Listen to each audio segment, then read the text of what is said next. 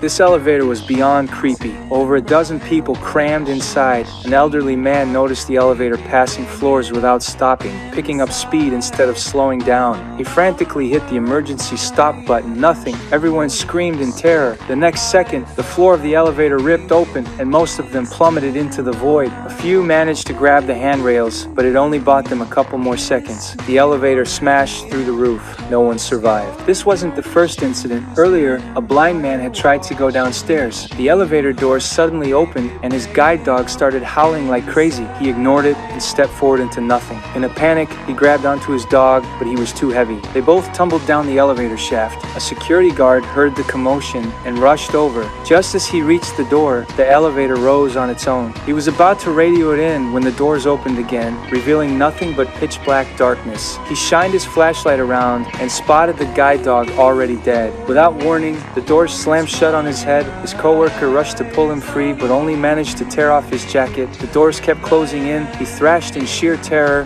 Then suddenly, they stopped. He shouted for his coworker to help, but before anyone could react, the elevator started descending. His coworker froze, collapsed to the ground, and watched helplessly as he was killed right in front of him. The elevator deaths made headlines. Under mounting pressure, the building management brought in our maintenance crew. We ran a full inspection, but found nothing wrong. My colleague and I recommended a complete overhaul, but management refused. The building sat in the heart of downtown, with tens of thousands of people riding the elevators daily. Shutting it down would cost a fortune, so the elevator went back into service. On reopening day, a group of pregnant women fresh from a yoga class walked into that very elevator. It suddenly plunged out of control, then jerked to a violent stop. Several of them slammed hard onto the floor. The alarm button didn't work. Their phones had no signal. Even from outside, no key could open the doors. The cramped, sweltering space was suffocating. The women were in agony. One of them went into labor. Her water had broken. Outside, a man grabbed an axe, ready to break down the doors. His wife